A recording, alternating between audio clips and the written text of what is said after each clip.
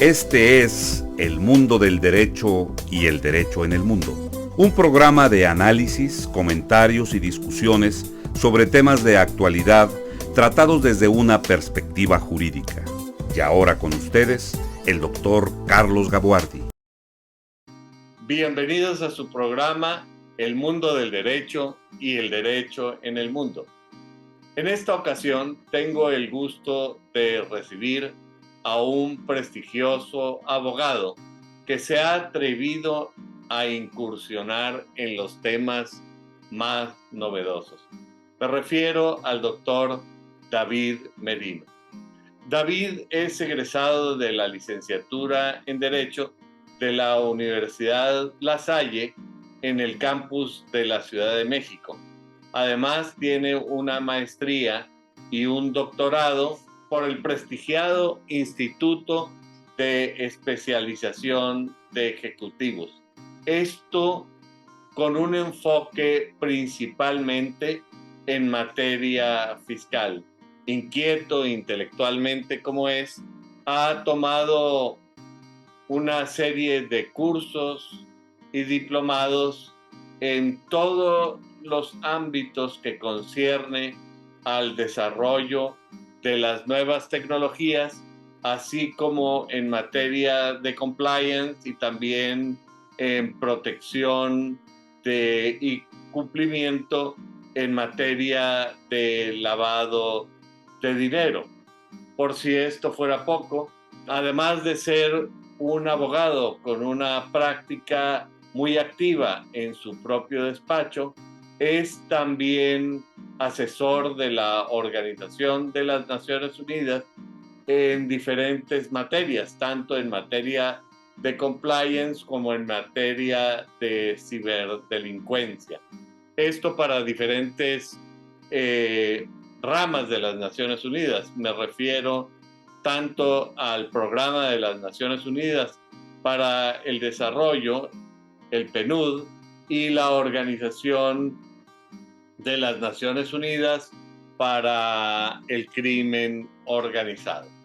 Así es que con estos antecedentes debo decir que este programa se prestigia en recibir a quien además es un activo youtuber, ya que su presencia en este ámbito es también muy importante, donde él explica las cosas con suma y meridiana claridad. Así es que, abusando de sus conocimientos y también de la claridad de sus exposiciones, lo hemos invitado a participar en este programa. Así es que, David, además de agradecerte nuevamente que hayas aceptado compartir conmigo estos micrófonos, a mí me gustaría pedirte que nos ayudes a entender cómo se da esta relación entre el derecho y las nuevas tecnologías,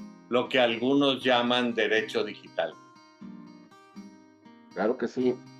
Muchísimas gracias por la invitación. Primeramente, un verdadero gusto al estar aquí platicando contigo y con todos los, no te digo televidentes, pero es que ya no es televisión, y los internautas, vamos a llamarle, ¿no?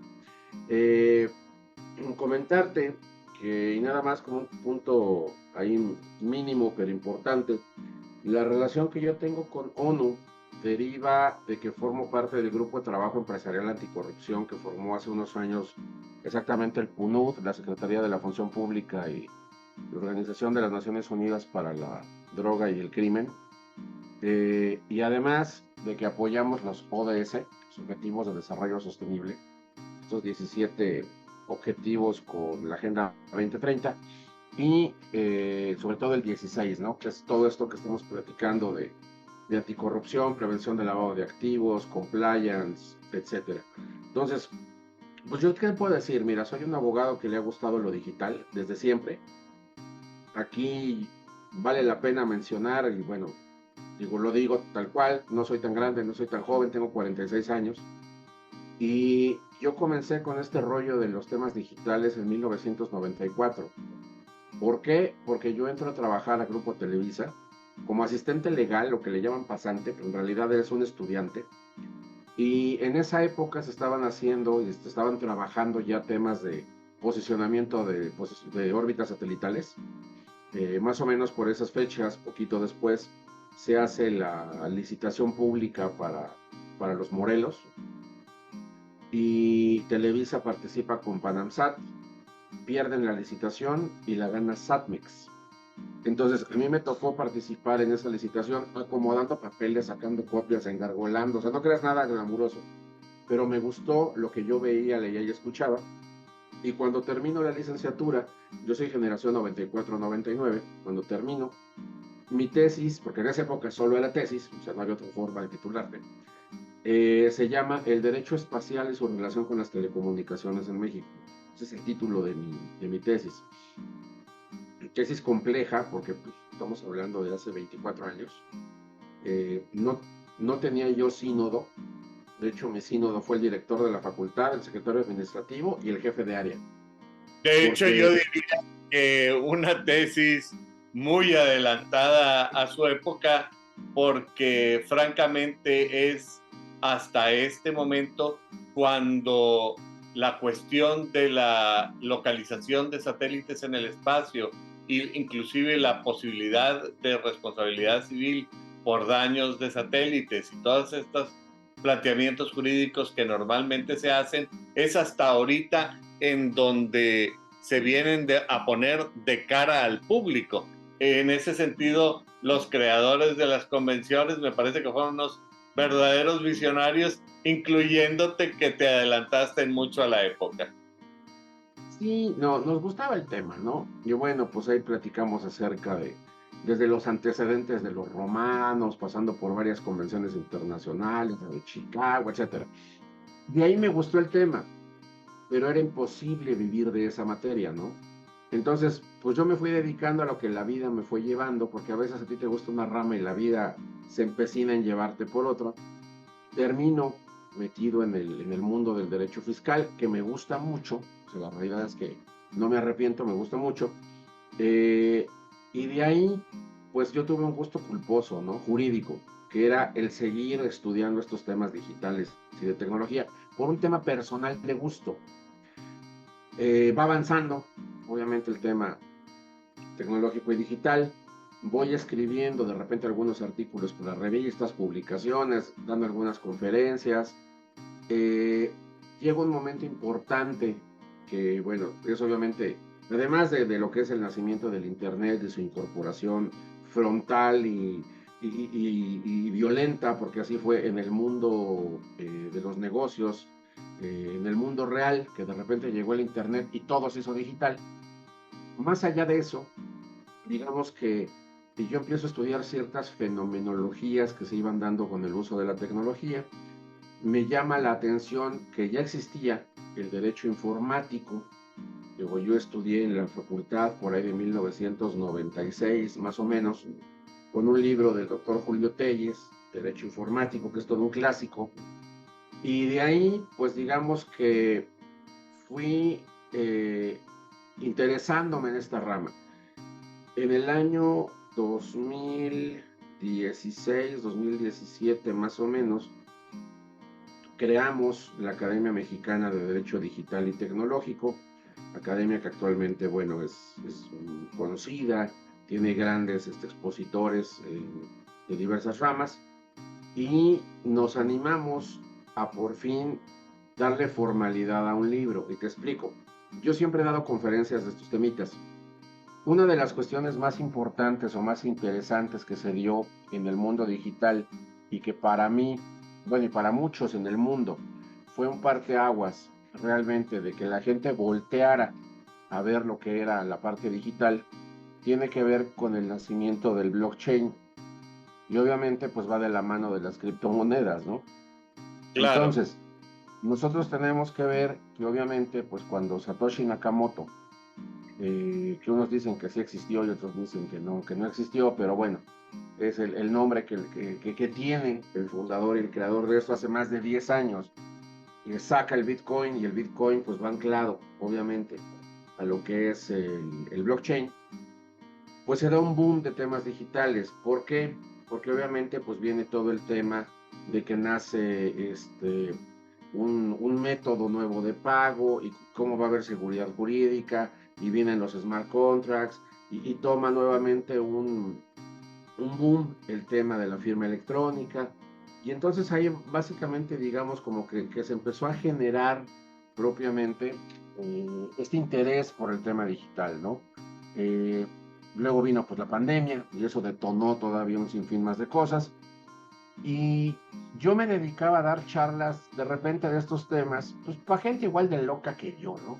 Que le gustaban estas cosas, pero que no había una regulación en México, realmente.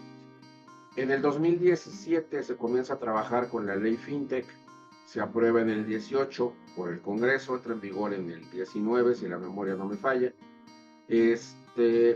Y de una forma bien interesante,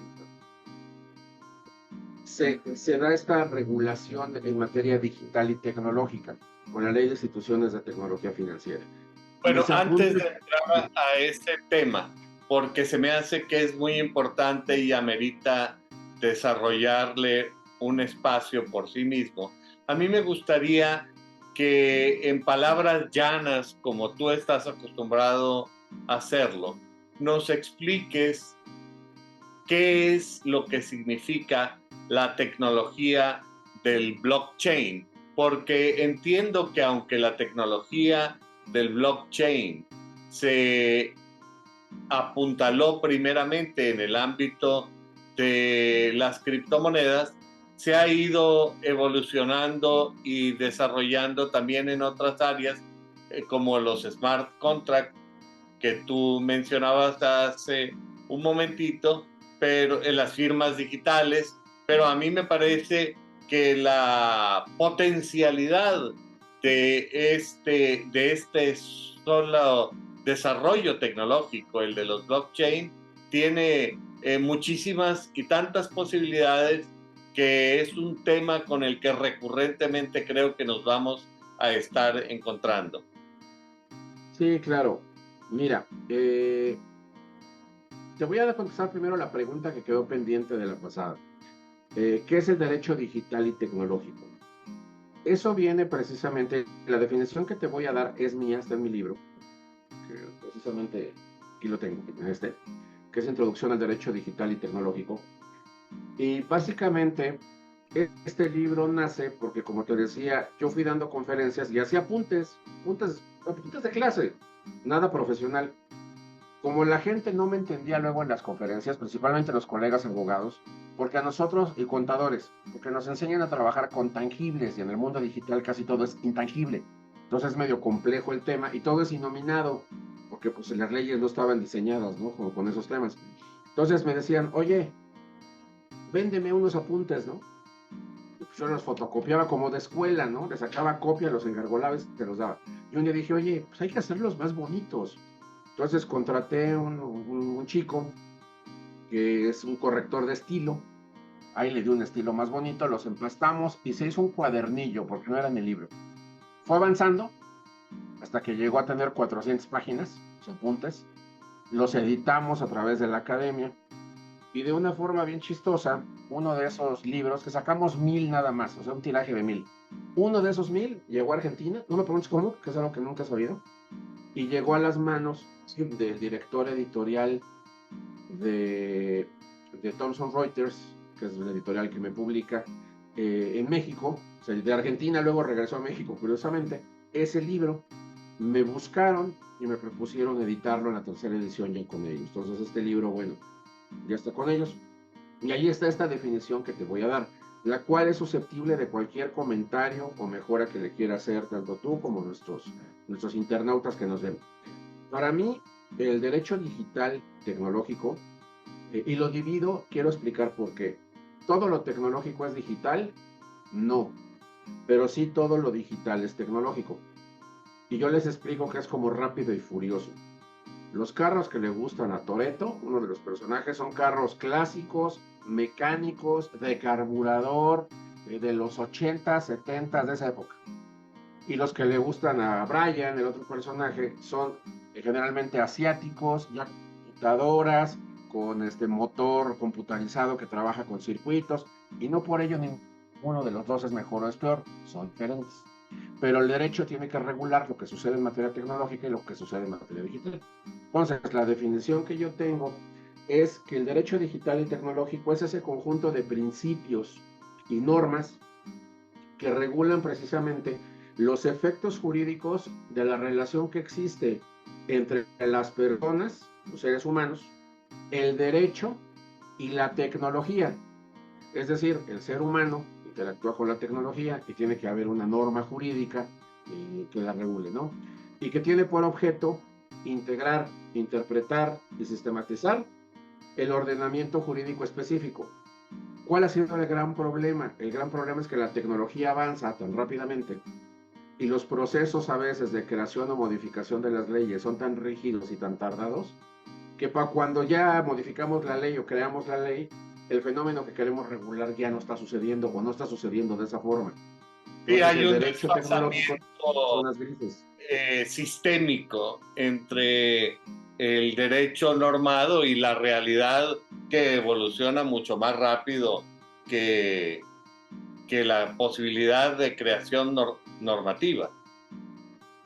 Sí, es correcto. Entonces, de repente, pues lo que se le ha denominado eh, zonas grises, pues tenemos muchísimas. ¿Por qué? Porque obviamente dentro de los temas que sucede es que muchas fenomenologías ya no, o sea, no están reguladas, pero ya están sucediendo. Y ahí entramos a estas zonas o lagunas que de repente se van dando. Y por eso muchas de nuestras leyes van teniendo parches y modificaciones que sirven temporalmente para poder regular una o varias conductas, ¿no? Entonces yo te diría, para mí ese es el derecho digital y tecnológico, pero también es importante que veamos que esta rama es una rama transversal. Yo estoy seguro que en algún momento se va a hacer una rama autónoma del derecho, pero en este momento es una rama transversal que incide precisamente ya en todas las ramas del derecho. No hay una que yo conozca que la ley nos señale que en materia probatoria tú puedes aportar todas aquellas pruebas obtenidas a la luz de la ciencia. Y a la luz de la ciencia son las herramientas tecnológicas y digitales. Claro. Entonces realmente incide y coincide con la materia que tú me digas. Por eso precisamente los llamados abogados digitales o abogados tecnológicos trabajamos mucho con todas las ramas jurídicas, pero no en el fondo, muchas veces en la forma de obtención, de presentación de probanzas, por ejemplo, ¿no? Y ahí es donde vamos trabajando. Ahora, que hay figuras que son muy particulares, como la que tú mencionabas, por ejemplo, del blockchain, y que tienen que ver con cuestiones eminentemente digitales y tecnológicas, desde luego. Así como existen, por ejemplo, derechos humanos digitales o derechos humanos aplicables al entorno digital, ¿no? Que la ONU los bautizó con el primer nombre que te dije, y que son varios y que algunos sí están expresamente en nuestras leyes mexicanas, algunos otros no, expresamente, algunos están bajo un marco genérico de derechos humanos y otros ni siquiera están. Entonces, yo creo que esa es una de las cuestiones importantes, ¿no? Ahora, este tema que tú me decías del blockchain, pues nace en el 2009 con Satoshi Nakamoto, que yo te decía que es este creador o quien se asume que es el creador del Bitcoin y que publica este white paper, este libro blanco, y que bueno, ha avanzado muchísimo el tema de la blockchain desde ese tema hasta la fecha, ¿no? Básicamente, ¿qué es una blockchain o una cadena de bloques, ¿no? Como sería en español. Tenemos que entender nosotros que el Internet, yo le digo el Internet, aunque mucha gente dice el Internet, yo digo que está bien de las dos formas, es una carretera. Uno de estos freeways super amplios de Estados Unidos o una autobahn europea, ¿no? Que son muy amplias. Y en esa carretera que es el Internet circulan vehículos que son desde muy pequeñitos como una motocicleta de 100 centímetros cúbicos hasta vehículos enormes, ¿no? Que puede ser un tráiler de doble caja. Esos vehículos son los paquetes de datos. Entonces, esos paquetes de datos, así como los vehículos, pues son propiedad de alguien y son conducidos por alguien. Y eso es lo que hace. Entonces, y en el Internet tenemos paquetes de datos que circulan por una carretera que es la red. Y precisamente esos paquetes de datos, muchos de ellos tienen conexión y tienen relación uno con otro. Y esos paquetes de datos se interconectan. Y se interconectan precisamente a través de un código que se llama código hash. Entonces, la blockchain básicamente es una red punto a punto, o le llaman por ahí un libro de diario contable, un libro contable que existe, pero que cuando tú realizas una transacción precisamente en ese libro contable o en esa red punto a punto, queda registrada y se le asigna un bloque de datos a esa transacción. Entonces, ese bloque de transacción se transmite a toda la red de usuarios, ¿sí? Y esa red de usuarios obtienen la información de ese bloque de datos, de tal forma que ese bloque es validado por toda una red. Y eso le da seguridad y certeza y hace que sea trazable y rastreable. Entonces, cuando hay un siguiente bloque de datos, pues se une con el anterior a través del código hash.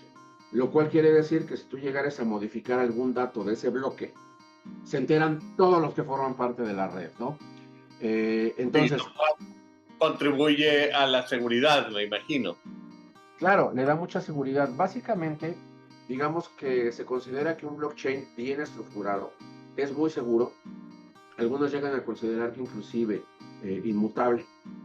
¿Por qué? Porque si, inclusive si lo llegas a cambiar, se entera todo el mundo, ¿no? Que también da un tema de redes compartidas y redes distribuidas, deja la trazabilidad y obviamente pues es impresionantemente beneficiosa.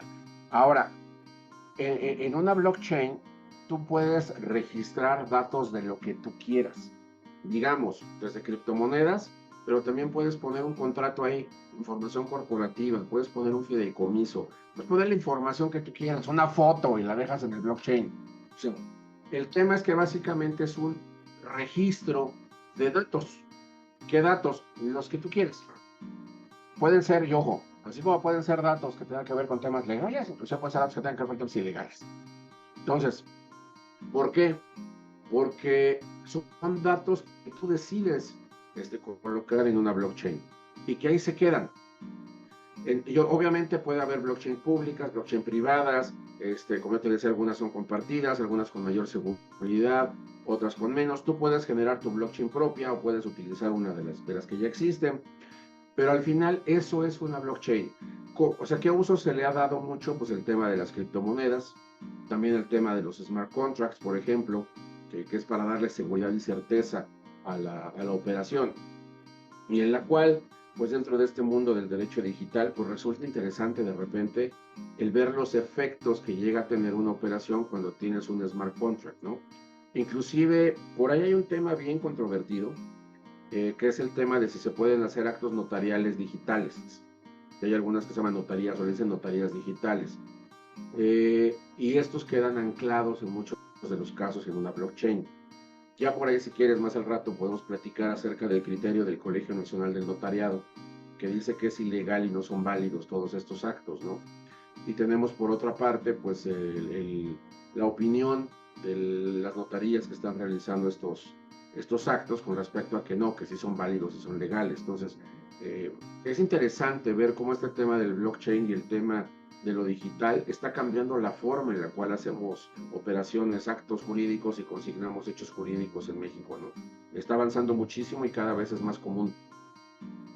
Yo creo que un punto que tú trataste y que me parece muy importante para ilustrar la trascendencia de los temas que platicamos es que frente al mundo real analógico en el que vivimos, se contrapone este mundo al que llamamos virtual y que en más de una manera es un mundo abstracto, es un mundo que solamente existe en los códigos de las computadoras, es tanto hablar como pensamientos, es tanto hablar como un mundo totalmente creado en base a las apariencias, porque incluso lo que nosotros consideramos como un documento en el mundo físico y que vemos en la computadora como un documento, en realidad no es un documento, es la representación visual de un documento. Todo este concepto de abstracción y todas estas posibilidades de uso de tecnologías como el blockchain, al que cada día se le encuentran más aplicaciones y seguramente nuevas tecnologías que se irán desarrollando, imponen retos pero tremendos a la humanidad entera y naturalmente al mundo del derecho. En este sentido, ahorita íbamos a hablar sobre el tema de las fintech, un tema muy importante al que eventualmente me gustaría que te refieras, pero aprovechando tu peculiar combinación de abogado, especialista en materia de cumplimiento y especialista en temas delictivos relacionados con lo que ocurre en la red. Tú ahorita mencionaste, el blockchain se puede usar para cosas lícitas, pero dijiste, también se puede usar para cosas ilícitas. Y habría que agregar que frente al mundo de la Internet pública que nosotros conocemos y usamos todos los días, existe otra Internet, la Internet del bajo mundo. ¿La Deep Web o la Dark Web? Perdóname. ¿Es la Deep Web o la Dark Web? Dependiendo cómo le denominen.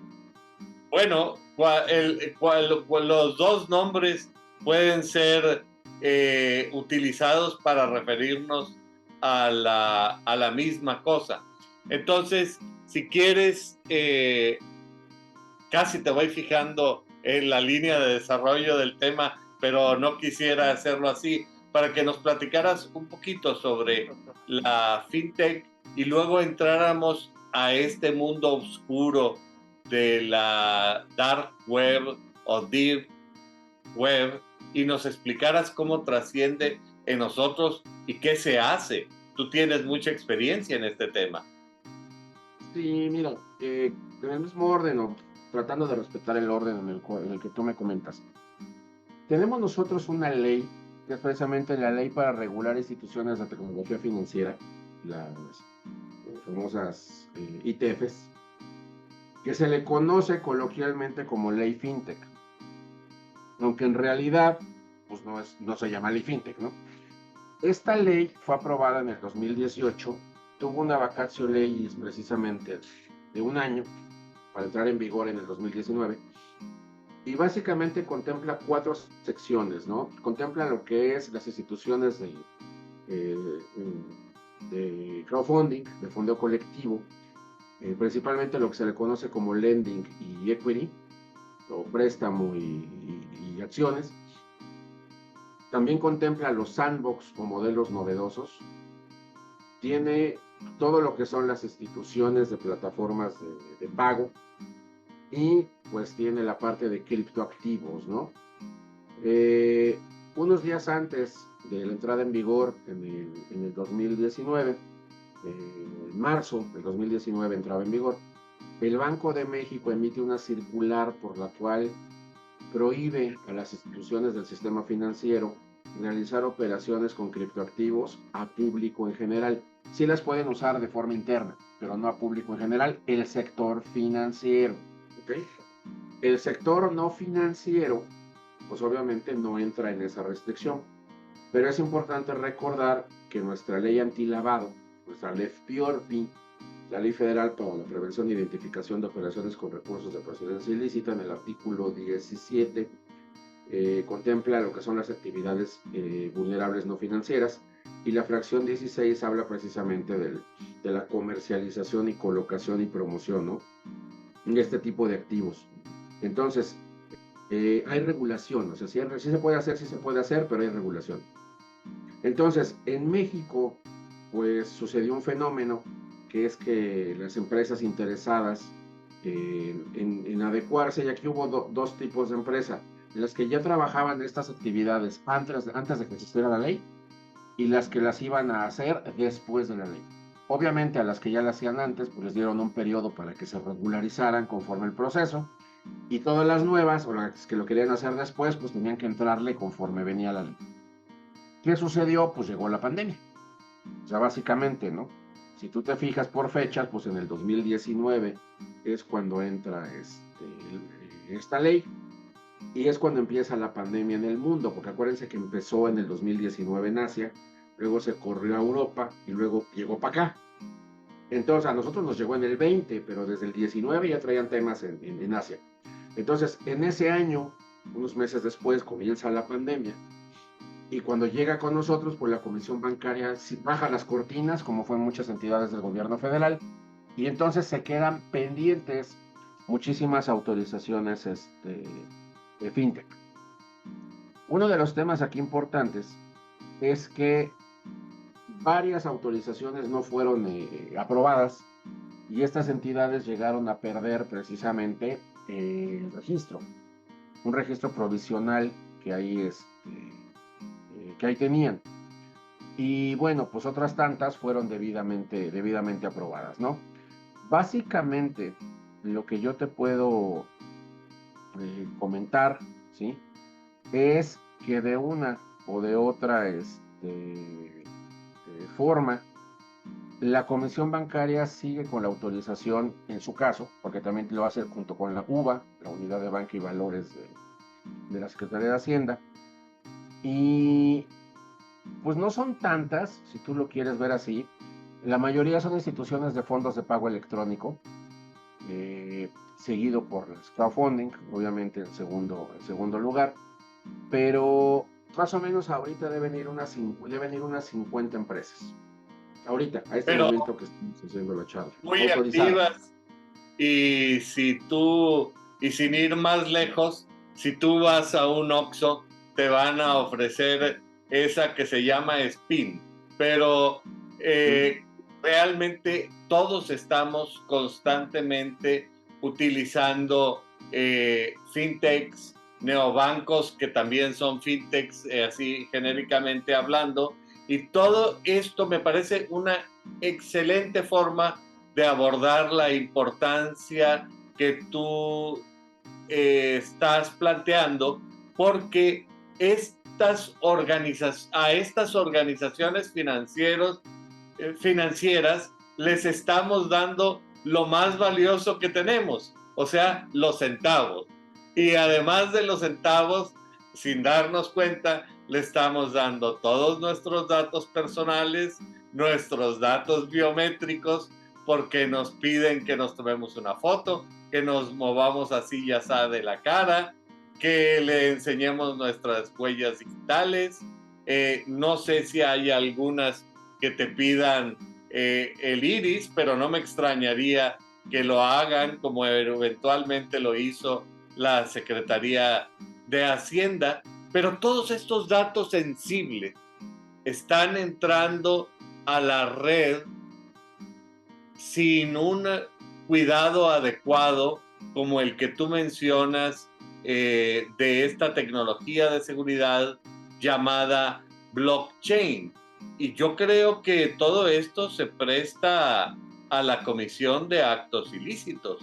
Si existe un ámbito, si existe un ámbito que está regulado, que es el de la red que vemos, existe un ámbito totalmente no regulado, que es el de la red del bajo mundo. Sí, mira, en cuestión de datos, la protección de datos siempre ha sido muy importante, ¿no? Hay un principio que es el Privacy Design, que te dice que desde que tú diseñas algo en materia digital, tienes que considerar lo que es el tema de protección de datos. En México, como tú sabes, pues hay dos leyes importantes. Una es la de gobierno y otra es la de particulares. La de gobierno es la Ley General de Protección de Datos Personales en posesión de sujetos obligados. Y pues está la de particulares, ¿no? La Ley General de Protección de Datos Personales en posesión de particulares, que contempla y se basa mucho de lo que establece el reglamento europeo, precisamente el Reglamento General Europeo de Protección de Datos, que ha sido un parteaguas en el tema, ¿no? Y tenemos que tener en cuenta que, o sea, esas leyes, esas normas, no protegen datos, protegen personas, que son Claro. las titulares de esos datos, y de los cuales se derivan los famosos derecho ARCO, ¿no? Acceso, notificación, cancelación y oposición, que casi nadie ejerce y que muchos no conocen, porque ahí están contemplados. Ahora, en materia digital, nosotros tenemos varias formas en las cuales damos los datos. Yo te puedo hablar de dos de entrada. Uno es la huella digital que nosotros vamos dejando. Ojo, no confundir huella digital con la de los dedos. La de los dedos es huella dactilar, no digital. Huella digital es todo aquel rastro que nosotros vamos dejando en el uso de usos y recursos digitales, ¿sí?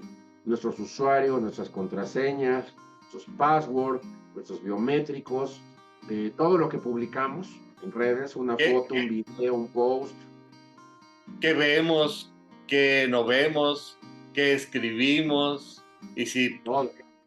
o sea, nuestra imagen ahorita en esta conversación, que alguien con tecnología de punta puede copiar la cara de David Merino, la voz de David Merino, la mía. Todas estas cosas están circulando en la red. Esta es nuestra huella digital. Es correcto. Y en la mayoría de otros casos, nosotros proporcionamos nuestros datos.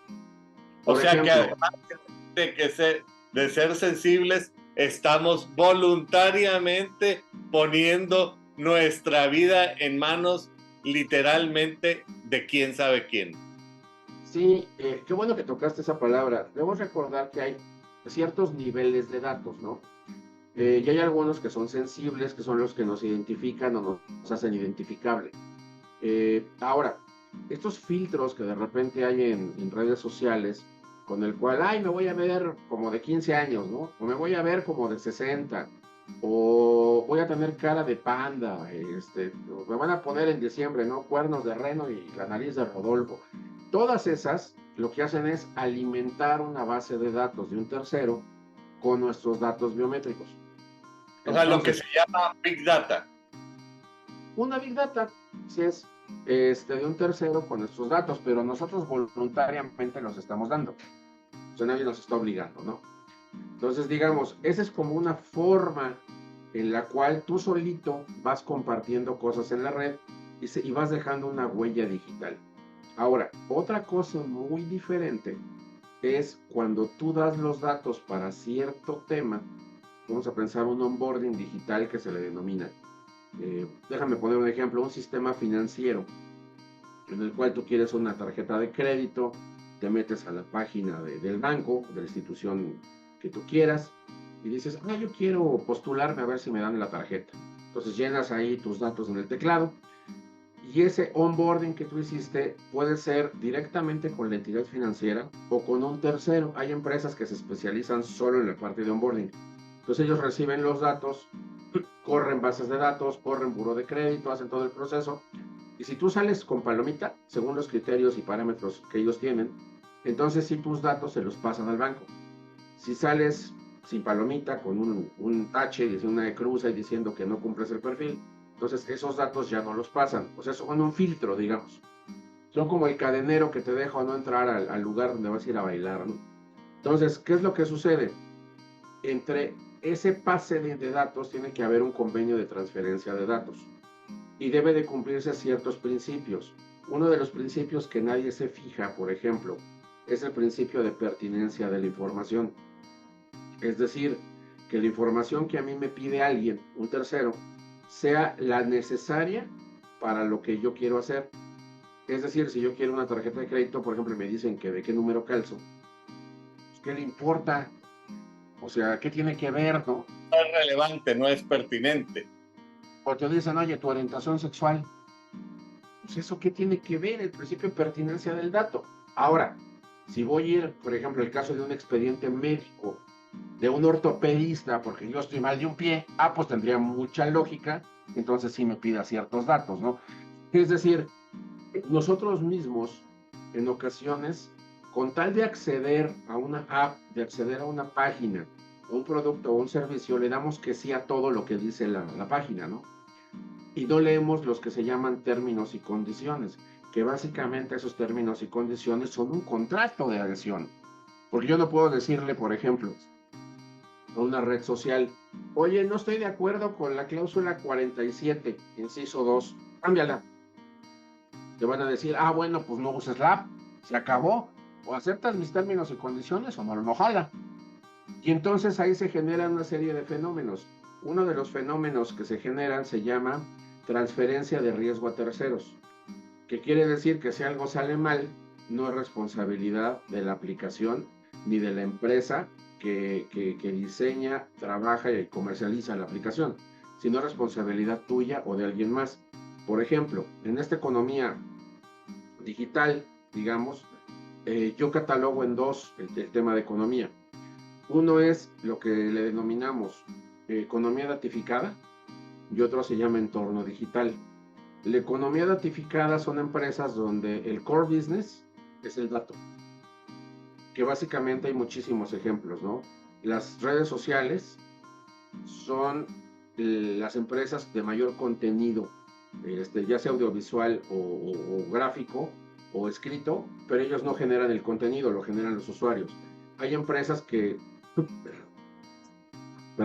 se dedican a conectar personas que necesitan moverse de un lugar a otro con gente que tiene un vehículo para moverte de un lugar a otro. Pero ellos no tienen vehículos, solamente tienen la data y hacen esa conexión. Empresas de delivery, ¿no? También que te llevan lo que tú ocupas de restaurantes, de farmacias, de todo esto, pero ellos no tienen vehículos ni personal, solo conectan lo que tú necesitas con quien te lo puede llevar. Las empresas de renta de alojamiento, ¿no? En una casa, en un departamento, ellos no tienen los inmuebles. Lo que ellos hacen es conectar al que necesita hospedarse en algún lado con el que tiene un lugar donde tal vez te podrías quedar donde tú buscas. Y así, los marketplaces donde compramos cosas, el inventario no es de ellos, el inventario es tuyo, puedes vender libros y yo necesito un libro, lo único que ellos hacen es la conexión. ¿A qué voy? Este tipo de economía se llama economía datificada, porque lo que ellos tienen es Big Data o Mega Data. Pero también existe otro tipo de economía que se llama entorno digital. La economía de entorno digital son las empresas que compran y venden servicios tradicionales, como podría ser una habitación de hotel o un boleto para un avión. Tú puedes ir al hotel y preguntar si hay habitaciones disponibles, y si hay, pues te pagan y le tomas. Igual el avión, ¿no? Puedes ir al aeropuerto y en el front del counter, ahí tú lo compras. Pero también te puedes meter a una página de internet o una aplicación y comprarlo en línea. Eso no es economía datificada, ahí no importa el dato, sino lo que tú estás usando es un entorno digital para poder comprar un bien o recibir un servicio. Si estás del otro lado, pues estás vendiendo el bien o prestando el servicio en un entorno digital. Entonces, bajo esas dos ópticas es como ahorita, en este año 2023, se estima que el 70% del Producto Interno Bruto a nivel mundial tiene que ver con estos temas digitales. Ya las empresas tradicionales, que no tenían nada que ver en absoluto con los temas digitales, cada vez son menos y cada vez van teniendo menos clientes. Entonces tenemos que entrar a estos temas de economía datificada y entorno digital. Los negocios así se hacen ahora. ¿Y qué es lo que sucede? Pues el derecho regula, pues precisamente, dirían por ahí en las definiciones clásicas que nos enseñaron a todos en la escuela, ¿no? Un sistema racional de normas sociales de conducta declaradas obligatorias por la autoridad, por considerarla una solución justa a los problemas surgidos de la realidad histórica. Si la memoria no me falla, es del maestro Belloro Toranzo esa definición. Entonces, básicamente, ¿qué es? Es una codificación, ¿no? Que es napoleónica, que es la que nosotros tenemos en nuestros códigos, para que cuando un fenómeno suceda, ya haya una regulación que diga qué sucede. Entonces, ahí precisamente nosotros es donde decimos, los temas digitales tienen que adecuarse a la nueva forma de hacer negocios. Y es donde el derecho tiene que modernizarse y tiene que actualizarse. Claro, porque eventualmente implica hacer las cosas de una manera distinta, pero no solamente hacerla de manera distinta, sino que además tú estás entrando a mundos diferentes. El mundo de la economía datificada y el mundo de la economía de entorno digital, me imagino que funcionan conforme a reglas diferentes, y eventualmente eso quiere decir que tus riesgos como usuario también son diferentes, lo que quiere decir que mis datos y mi dinero y toda la información que estoy poniendo en sus manos puede tener un trato diferente. Y si en el mundo analógico se habla de que grandes instituciones públicas que tienen toda tu información la venden, pero aquí en el sistema tradicional el que desea comprar ilícitamente esa información necesita contactar a otra persona que esté dispuesta a ayudarle en la comisión del delito. Materialmente mueven o fotocopian o reimprimen la información y le entrega el paquete o las bolsas con datos o con lo que tú quieras. Pero en el entorno digital, esa información ya está en la red, y eventualmente con las tecnologías novedosas, las tecnologías nuevas, inclusive un robot de software podría fácilmente capturar toda esa información en segundos. ¿Y qué seguridad tienes tú? Pues si la información no está asegurada, realmente yo creo que la respuesta es ninguna. Bueno, de los temas de información, como te decía, hay distinto tipo de regulación, ¿no? La europea es muy sólida, es potente, e inclusive varios temas de inteligencia artificial han sido prohibidos en algunos países de Europa, precisamente porque se considera que violenta el tema de protección de datos, ¿no?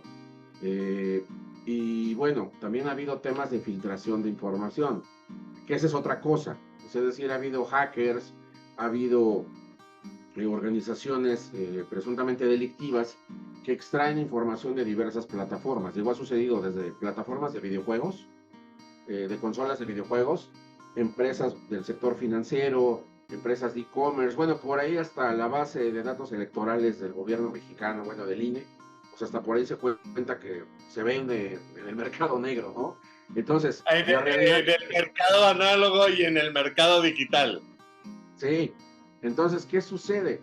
Pues realmente nuestros datos no están totalmente seguros. Ahora, entendamos que hay algunos datos que estamos obligados a dar, porque no hay de otra, o sea, tenemos que hacerlo para poder vivir en el día a día. Y no, yo otros... realmente planteo estos problemas, pero con la conciencia absoluta de que si tú no quieres dar la información, pues realmente métete en un closet y olvídate del mundo. Y si tú en un momento determinado piensas leer todos esos contratos a los que les dices que sí con un clic, pues realmente olvídate de leer cualquier otra cosa. Y además, si tú no te gustan las cláusulas, porque la verdad es que muchas de esas o la mayoría no te van a gustar, pues olvídate de usar la suite de Microsoft, y olvídate de usar Facebook, y olvídate de usar WhatsApp, y olvídate de usar Zoom.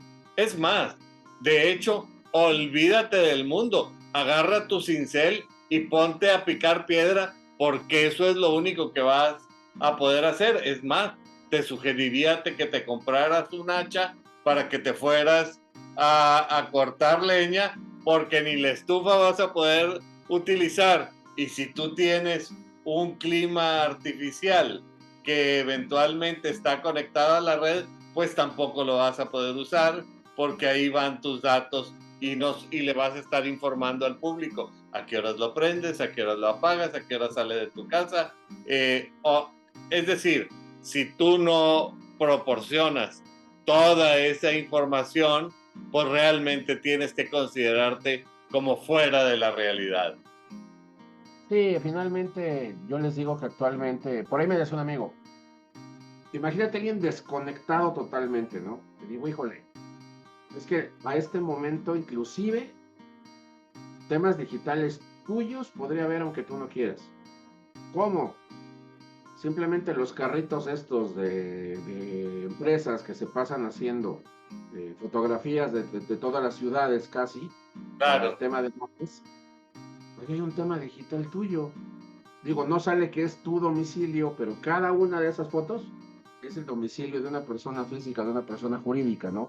Entonces, Y cada sí creo vez que que caminas en las calles y las cámaras que están en las calles te fotografían, pues también te están tomando tus datos. Y si no, pregúntale a los chinos, que en los aeropuertos te acercas y te toma una cámara y automáticamente te recibe por tu nombre y te dice cuál es tu vuelo y te dice a qué puerta tienes que ir. Y de plano, si viviéramos en los Estados Unidos, pues te ofrecería 4 o 5 cosas que tú podrías comprar y que te podrían ellos vender fácilmente si tú quisieras. sí, fíjate que un tema ahí importante, a mí me pasó, pero en Estados Unidos. Fui con mi hija y de estos túneles ya para entrar al avión, que es un solo túnel y unos metros más adelante se divide en dos, el A y el B, ¿no? Entonces fue así, de a ver, pasajeros del vuelo tal, venimos de regreso a Ciudad de México, favor de abordar en la puerta tal, ¿no? Entonces llegamos a, no sé, la 20, llegamos a la 20, te decía, ok, usted aborda en el túnel B. Pues yo por andar entre mi hija, mi rollo y pensando en otra cosa, pues de repente llego a la puerta del avión y ya que iba yo a subirme, me alcanzan dos personas del departamento de protección fronteriza, es que ellos están ahí. Y me dicen, usted véngase para acá. Le dije, oye, ¿ahora qué hice? Que además, ya sabes, grandotes, así. Y me dice, es que este no es su avión. ¿Cómo? Su avión es el otro. Dije, oye, ¿cómo se dieron cuenta? Con la cámara. Exactamente me fijé y a la entrada de la bifurcación había una cámara en cada túnel y una pantalla que yo tampoco vi por andar pensando en quién sabe qué cosa. Entonces, pues me hizo el reconocimiento facial, lo comparó contra el pasaporte y dijo, espérate, este no va en este.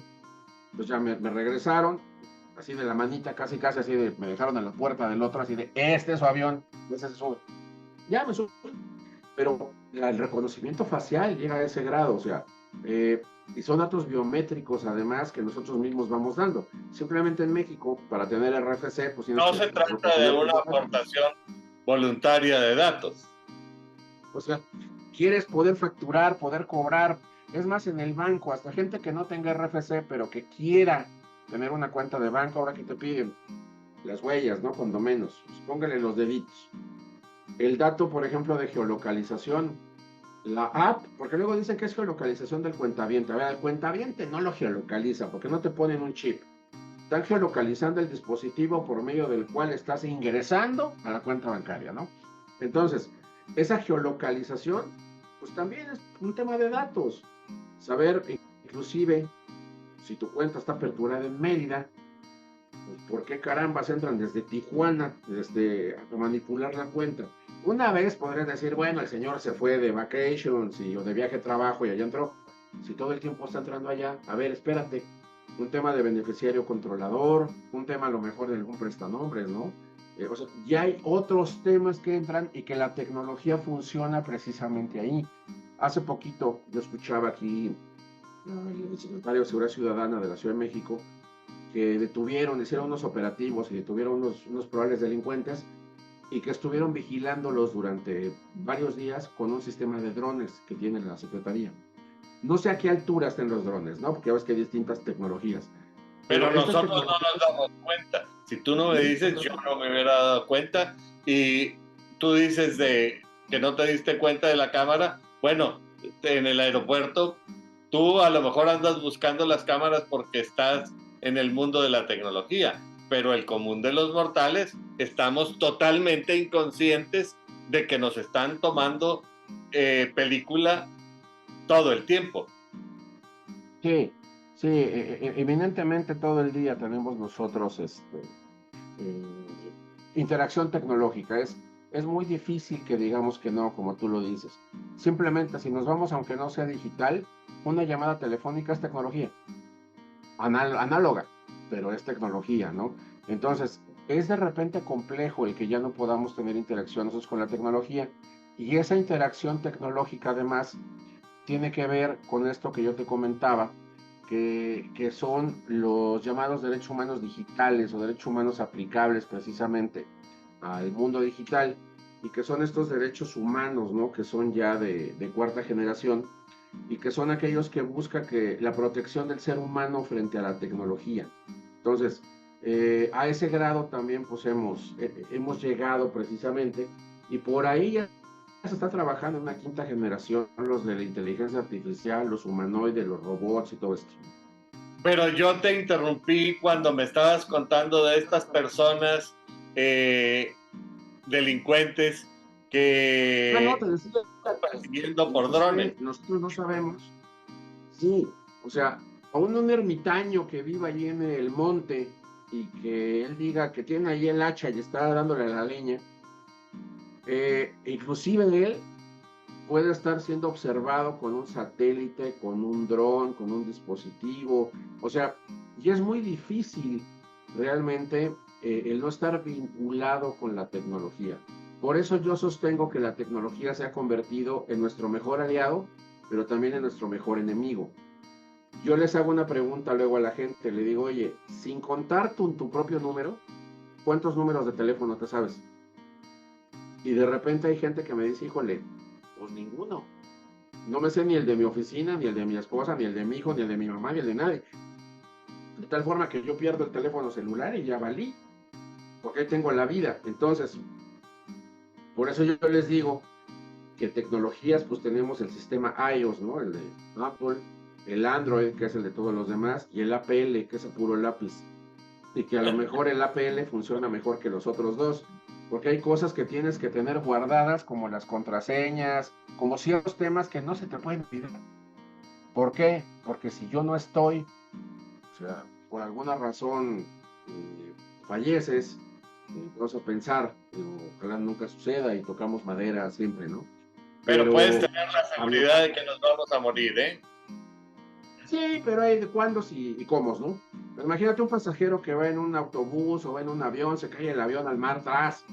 Puta, nunca encontraron tu teléfono. Fue ahí junto con el equipaje y todo.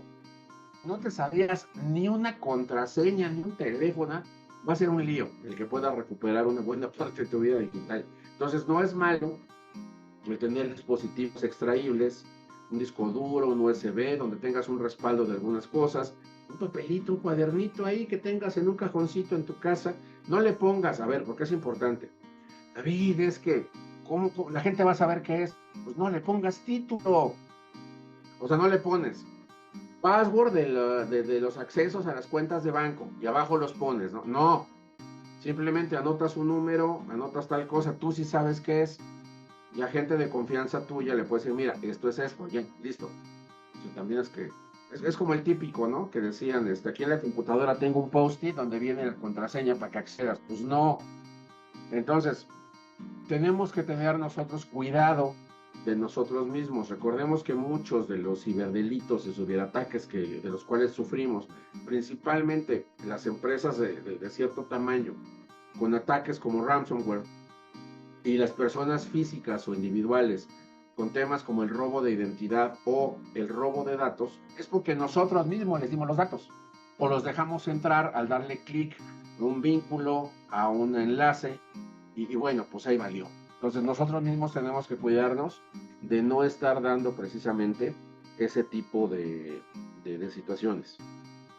Ese tipo de información que cada vez nos expone a un tratamiento más, en una posición de mayor vulnerabilidad.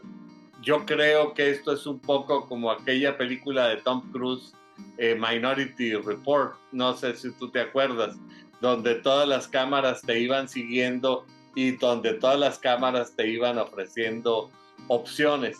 Hay muchos temas que veo que se nos están quedando, profundizar en el tema de las fintech.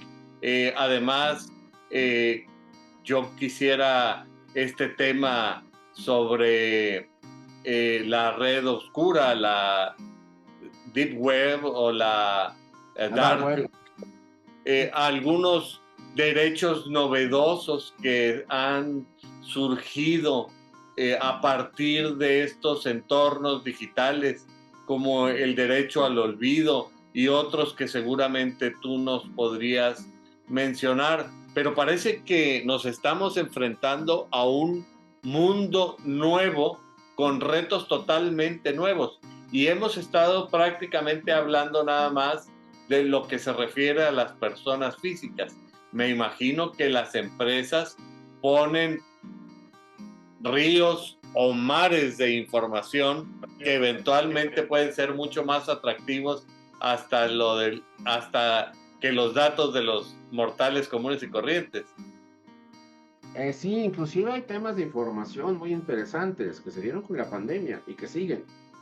Porque la información tradicionalmente estaba concentrada en una nube o en un servidor corporativo, ¿no? Y la gente iba a trabajar a esas empresas y se alimentaba. Entonces tu método de defensa cibernética se concentraba en un punto tradicionalmente.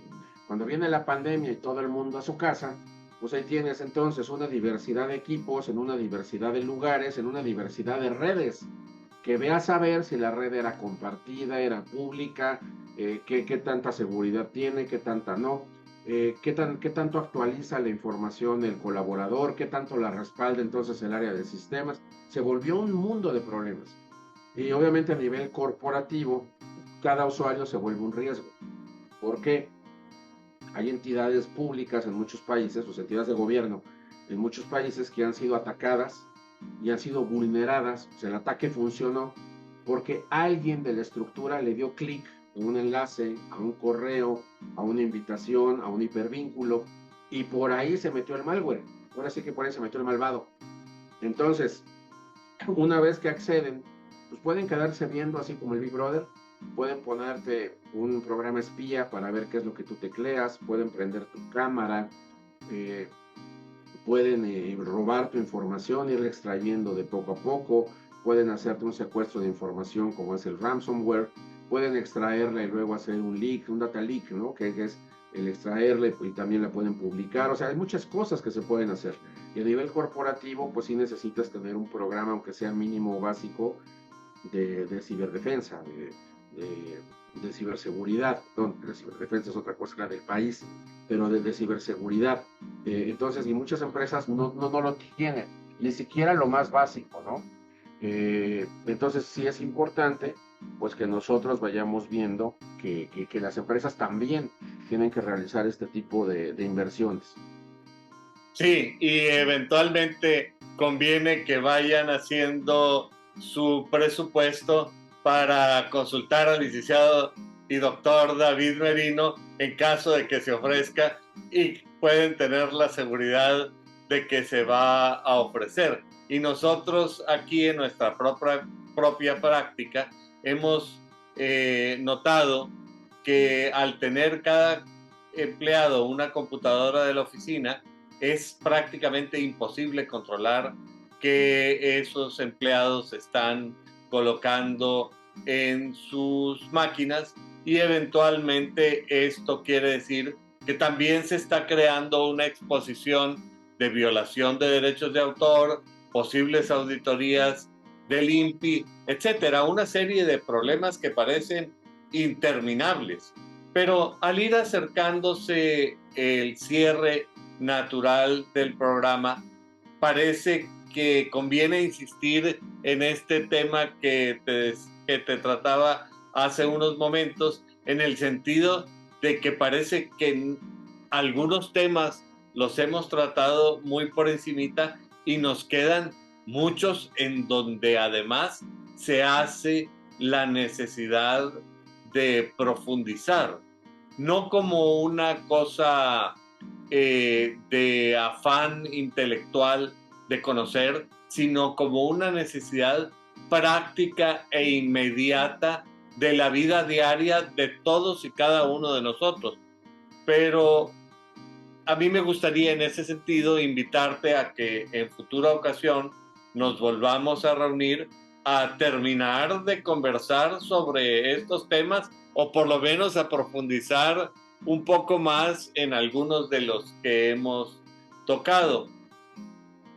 Y para cerrar, a mí me gustaría pedirte que nos hicieras el favor de dirigir un mensaje para el público que semana a semana nos hace el favor de acompañarnos en este programa. Bueno, yo lo que les podría decir es que en realidad la tecnología llegó para quedarse, lo digital pues es lo de hoy, habrá que ver cómo evolucione, pero de una o de otra forma hay que estar al día, nos tenemos que estar actualizando. No es fácil porque la información también fluye de una forma constante y como abogados, como profesionales y profesionistas, tenemos que estar muy al día y muy actualizados. Eh, eh, yo conozco abogados que me dicen, oye, es que esto de lo digital me cuesta trabajo, no lo entiendo. Asesorémonos de alguien que sepa. El derecho tradicional no es que sea malo, simplemente está evolucionando, porque ahora los negocios, las relaciones personales se hacen a través de tecnología. Y entonces se cierran negocios a través de aplicaciones de mensajería, se firman con aplicaciones de firma electrónica, tenemos contratos que se mandan y se regresan a través de tecnología. Entonces, los procesos, las asesorías, el mundo en el cual los abogados existimos y nos desarrollamos, va evolucionando. Si nosotros no lo hacemos, nos vamos a quedar. Y para los que no son abogados, para todos en general, yo les diría, cuidémonos. Cuidemos nuestros datos personales, cuidemos nuestras contraseñas, tratemos de dar la menos información posible, la pertinente, obviamente. Y no se trata, como tú decías, de volvernos un ermitaño y irnos a cortar leña a un bosque y vivir en una cabaña ahí felices, ¿no? Se trata de dar lo estrictamente necesario para poder tener una adecuada vida dentro de este mundo y de este entorno digital. Entonces, básicamente yo les comentaría eso. Bueno, pues no me queda más que agradecerte nuevamente, David, por el honor que nos has hecho al acompañarnos en estos micrófonos y al público que semana a semana nos hace el favor de acompañarnos. Les recuerdo que su opinión es muy importante para nosotros y que particularmente nos gustaría tratar aquellos temas que sean de su especial interés. Así es que agradeciendo nuevamente al doctor David Merino por su generosidad y apertura al tratar estos temas, me despido de ustedes hasta la próxima semana. Muchas gracias, David. Al contrario, hasta luego.